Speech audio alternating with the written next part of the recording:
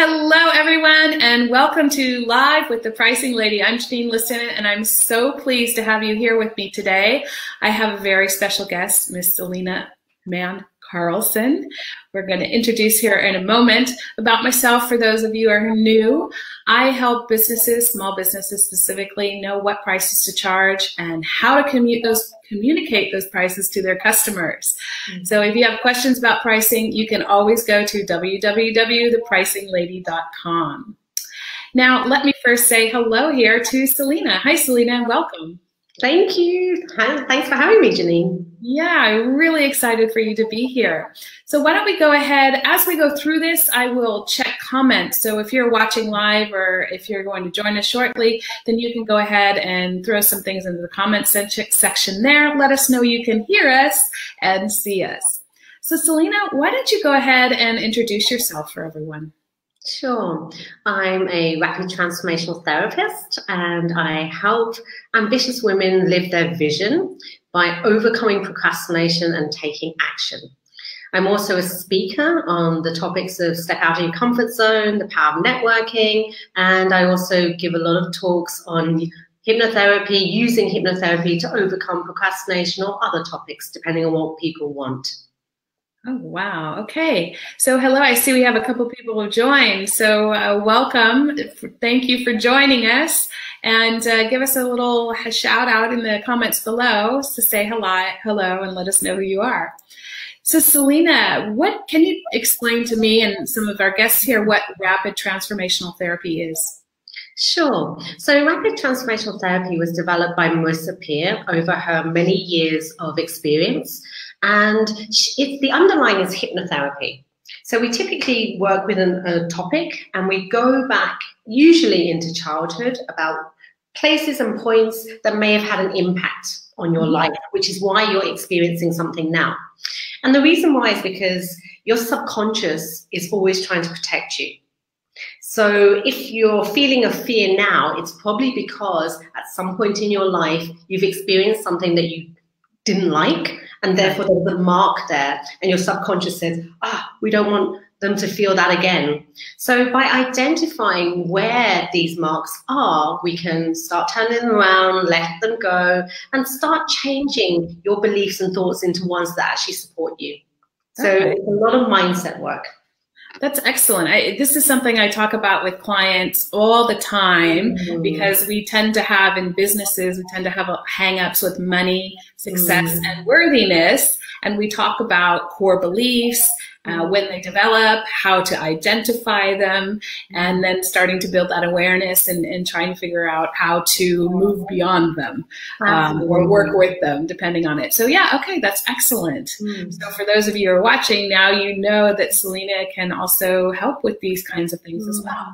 Yeah. So, Selina, you and I met a very rather long time ago. It's probably been at least 10 years, I would say, probably more. We met originally in Toastmasters, right? Yeah, you were in Zurich, I was in Zug. And you also had a business before you were doing this transformational, transformational therapy work. Thank you. Can you tell us a little bit about your own journey with the first business you started and how you approached pricing in that business? Yeah, sure. So let me go back a bit to the beginning, and so that you understand. When I was working within a bank as a client advisor, and going through the 2009 crisis, there were a lot of changes. And there were some changes in my team that I didn't initiate myself. I still had a job, but not a job that I wanted to have. And so I suddenly thought, wow, all I've been doing is working. There's got to be more to life than this. And I didn't know what to do. I had no idea what to do because all I'd been doing was working. You know, like when you have these horses and it's just like blinkers, you're just kind of plodding down the path and you're plodding back again and back and forth and back and forth. So what happened was I decided to go and find my passion, but I had no idea what my passion was. So I was one day walking to work, and that's where I get my best ideas, or I have some clarity of mind. And suddenly I thought, you know what? I've met a lot of small business owners. I have, joined a lot of different groups, met a lot of people, and I want to find out what it is that I'm passionate about. I don't want to sign up to any course yet because I don't know if that's what I want. Right. So why don't I set up some short courses myself, and then I can find out what I'm passionate about. Right. So Curious Courses started off as a business for me to find my own passion. And very quickly, I realized just that I love getting people together. I love learning. I love having these aha moments. So it was really started as a hobby business. I was still working part-time. I was working 80%, and I started this on the side. So my first pricing journey was I picked a number out of air to price my first course. It was 50 francs for a couple of hours. And I just thought, wow, let's just go with this. I wasn't using it to necessarily earn money from. It was more really to get going and see where it goes. And I very quickly realized that I loved it. I really loved it. And so basically I had a course that first month. It was on Feng Shui, a couple of months later on photography, a couple of months later healthy eating, and it kind of developed from there.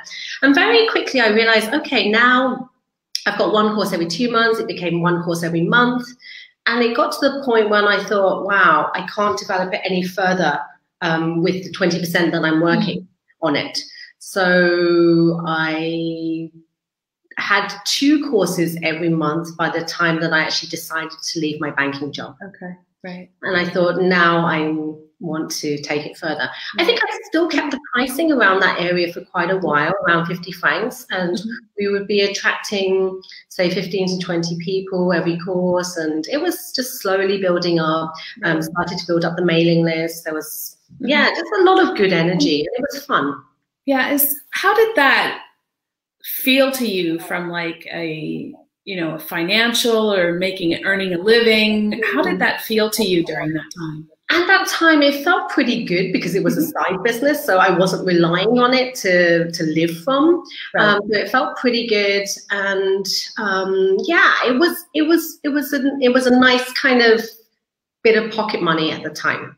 Okay. And I realized that with the 20% that I was working on it, I couldn't scale it anymore. I just didn't have enough time or energy for that matter. I just couldn't go further with it. Right.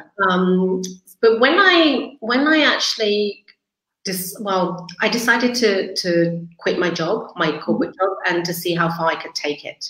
And the reason why I did that was because I've been thinking about it for a bit, but I hadn't done it. And I was talking to a good friend of mine who had just quit his job. And this friend told me that he didn't have he had some savings, and he had some savings, and he didn't have any dependents. He was like, if I don't do it now, when am I going to do it? Right. I know this was similar for me. So this was probably about 2009. Okay. And so then he said something that just made me think, that's it. I'm going. Give it a whirl. Because he is based in San Francisco, so Silicon Valley. Right. He said he had a friend who was winding down a startup. So basically it hadn't worked out. Right. His friend had now gotten a job that he wouldn't have been able to get had he not had that startup experience. And it just made me realize that whatever you do, you're going to learn. Right. So I thought, okay, take the opportunity, go for it. Dive right in. Dive right in, yeah. And then, so when I decided to quit, even though it was my decision, oh my God, Janine, I can't tell you just how scary it was. As in, probably you've maybe experienced something yourself, but there were so many fears that came up. I was shocked. I didn't expect all these, like, are you crazy? What have you done? All you know is your old banking job. Yeah, it's amazing how much feedback you get from other people. And in retrospect, now I can see it was them projecting their own fears on me. It wasn't necessarily about me, but at the time, because you're in this sort of vulnerable space, it feels like it's about you, right? Yeah, it does. It really does. And I was pretty paralyzed, I would say. I was kind of like, I was almost like, oh my God, what am I going to do? I don't know what to do with my time. So that I was in that kind of space. and I was working with Edson, a good friend of mine who's a coach, and he was giving regular courses. Right. I think you know Edson as well. I think I've met. And he was suggesting something. He was like, "Hey, why don't you do like he said to me, I've just been to this music festival and it was great. People can kind of pick and choose the courses they want to go to. Hey, why don't you do something like that with courses?" Right. And I was like, no. I was like, no, it's too big. I'm not interested. Right. And I thought that was it, basically. Right. Okay. Come February, when he came over, I quit my job. It was February. I was feeling very kind of vulnerable and everything. And he was giving one of his courses. And at the end of it, he suddenly said, "Guess what? Selina's organizing a big day in the summer where there's going to be lots of different courses." So I'm sitting there with my floor on the jaw, my jaw on the floor going, what is he doing? And he asks who would be interested in going. Right. And everyone puts their hand up. So that was what I started working on next. Right. That was Curious Courses Day. And you're familiar with Curious Courses Day. We were talking a bit about it. It was a big event where there was 18, 19 speakers. And every hour there were 3 different rooms and you could pick and choose your day. So you could go to photography, then chocolate, and then hypnotherapy, whatever. You could go to different I remember the improv session. That was especially fun. Exactly. So that was kind of how I got into that product. And at the beginning, I priced it very low. It was a starting thing. It was a whole day for 55 francs or something like that. Yeah. And it was cool because it was the first time, and it was more for just getting people to be aware of what I offer. Right. Yeah. So that was like my second product. Okay. So the first product was the courses. The second product was the day. The third product was really because I worked a lot with speakers, I thought, well, let me take these speakers into corporate. Right. And I become like a little bit of a speaker agency. Okay. Okay. And there was one time where I presented a speaker on the topic of networking. Okay. And the person said to me, "Selina, we like the topic, but we'd like you to do it, to give the..." And I said to her, "Well, actually, I'm not the speaker." And she's like, "Well, have a think about it." So I went back and had a thought about it, and I came back and I was like, "Look, I'm really flattered, but I'm not the speaker." This is crazy, isn't it? Because you are a speaker. Yeah, we've done Toastmasters for many years, and this was years ago. We've done Toastmasters for many years. I love speaking, but I was so fixed on this mindset of like, I'm going to be a speaker agency, not speaker, that I kind of blocked it. And then the amazing thing was, she said to me, "You know what, Selina, take the weekend, think about it." I was like, okay. Okay. And I went home and I spoke to my husband and some friends, and they were like, "Of course you can do it. You can. Of course you can." And I was saying, "But you know what? I just network naturally. I don't know what to do." And they were like, "Break it down, figure it out. Yeah. You do it naturally, just do it." And so that was really interesting. So that became my fourth product, and that was like the speaking. Right. Okay. So from the speaking agency, it was taking a commission of whatever was presented. And from the speaking stuff, obviously, it was everything. Right. It was the bigger ticket as well. So one of the questions I'm sure a lot of people wonder, because I get asked this all the time, is what do speakers charge? It depends. It really depends. You can have from hundreds to thousands. You really can. When I started presenting I was actually charging quite low as well, because I didn't really know what the market range was. So I was charged, you could easily charge like 1,000, 1,500 for an hour, because we have to remember, it's not just for the hour. It's all the preparation beforehand. It takes out, like, I'd say, a day. It's also your experience and knowledge. Yeah. It's not even the time that you spend. No, it's the knowledge that you have and the way that you can deliver it, right? Yeah, so half a day, like you could charge 3,000, you could charge 5,000 for a whole day, you could charge 6,000, 10,000. It really depends, like who's buying from you, what they're willing to pay as well. What value it is. Yeah, because imagine if they put you in front of 200 people, right? Like, if you break it down by the number of people, wow, it's going to be really cheap, actually. Right. So it's really hard to say. I can't just say, oh, this is the fixed price. Of course not. Trick question. I know you were yeah. So I'm curious because, you know, we talked about your transition from the Curious Courses businesses to what you're doing now. And part of that was a shift in business model. You may not have put it that way at first, but it was this shift in how you wanted to work with people, as well as what you wanted to do, but how you wanted to work with people. Can you share with us a bit about that? Sure, absolutely. So after about 7-8 years of Curious Courses, I did 3 Curious Courses a day, was doing some regular speaking. I actually started dropping the speaker agency because I felt that I was spreading myself a bit too thinly. Right. And so I needed to focus a bit. And I realized that slowly I felt like I wanted to go deeper. And the whole reason I set up Curious Courses was to find my own passion. And I worked with a friend of mine who got into RTT, the Rapid Transformational Therapy work, and I was really impressed by how it changed my mindset and what it did for me. And it's hard to say that I don't believe in coincidences, and I trust my intuition a lot. And I had this really strong urge after I'd attended a conference to go deeper with this work. And I followed this urge and things unfolded. And I didn't expect at the time to do it as a career. It was more like, I'm just going to learn it, see what happens. It was really quite like, okay, let's just go and learn. And at the end of this course, I was like, wow, this is amazing. I'm ready. I want to do this. But I did it kind of parallel, Curious Courses and the Rapid Transformational Therapy. So how did that shift in business model or relate to, because we have a short amount of time left here. If you can imagine, we've already been on live for 17 minutes. No, but I'd like to explore this link between the business model and the pricing. Yeah, sure.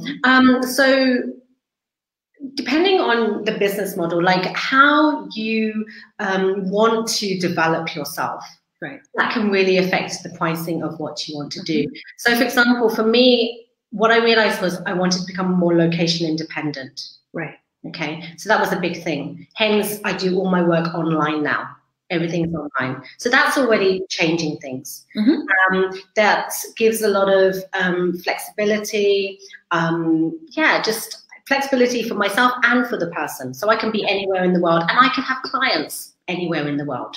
That also takes into account, because we're in Switzerland and it is a relatively expensive country compared to most. So that will also affect the pricing as well. So people, when people come to Switzerland, you know, they always go, wow, this is really crazy. But there's a price for everyone. There is, I genuinely believe that. And I think it's how we perceive value.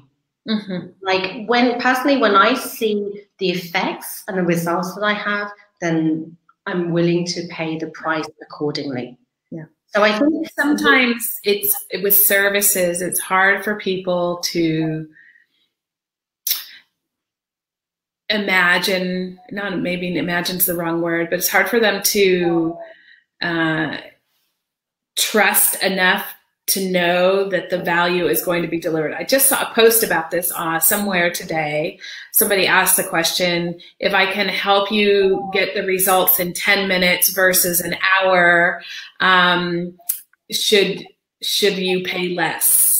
And so there's been this whole discussion about, you know, what is it that people really get? And one lady pointed out, she goes, well, in 10 minutes, if you told me I could get the results in 10 minutes, I probably wouldn't believe you. So I probably wouldn't purchase in the first place. And so actually I need more time in order to believe that. And, you know, so maybe the hour is better because that helps me feel like I'm getting more out of it. I thought that was a really interesting point. And I think on that point, just to pick up on that point, is that I've heard of people where they've been offered, we can do this same course, I can do it for you in 3 months, or I can do it for you in 6 months. Just it'll be more intense. How do you want it? And then the person gets to pick, because we all run at different paces. Yeah. Some people prefer the fast, let's get it over and done with, and the other one is like, no, I need time to digest and everything. So it really, really depends. I think I would say how my pricing models affects my pricing is like how I want to go, how I want to develop in my business has structured this, has kind of made, and I want to now with my Rapid Transformational Therapy, I'm also doing online courses and mastermind groups because I want to work more with groups. Because I have more impact. I love doing the one-on-one work, but ultimately I am trading my time. Yes. So that's also affecting it. Yeah. So now it's time to expand, do more speaking. So I have just a broader reach as well. Right. So I would do the same thing with when I first started my company. I had this idea of doing mostly one-to-one consulting type work, but really with micro businesses. And then doing 1 or 2 bigger projects a year. Yeah. And then I realized that, I couldn't achieve what I wanted and have prices that were at a reasonable point for who I was targeting. So then I started to shift that idea. And I thought, okay, so let's work with online groups. And as you said, you wanted to work from anywhere. Well, I wanted to have that freedom. I just went to Sri Lanka recently and ran this boot camp for local entrepreneurs, and it was fabulous. And I'd like to incorporate that into what I do in my work and life moving forward. But I need more flexibility than a corporate job to be able to do that. And so I actually came up with a business model, and that also then affects my pricing as well. Yeah. Yeah. Not just the number, but the model, the pricing models too. Yeah. It all brings it together. And if you want to work more one-on-one, maybe you want to go for more VIP programs where you really work one-on-one with somebody for a year or something. So it really depends. I'm kind of in the more, I'm slowly, and I needed to do the one-on-ones to build up the experience. And now I'm ready for more group work and more speaking work. So it evolves over time. It does. It does. It absolutely does. So, I mean, I think the important point here is that if you're unsure how to price, then have a look at your business model.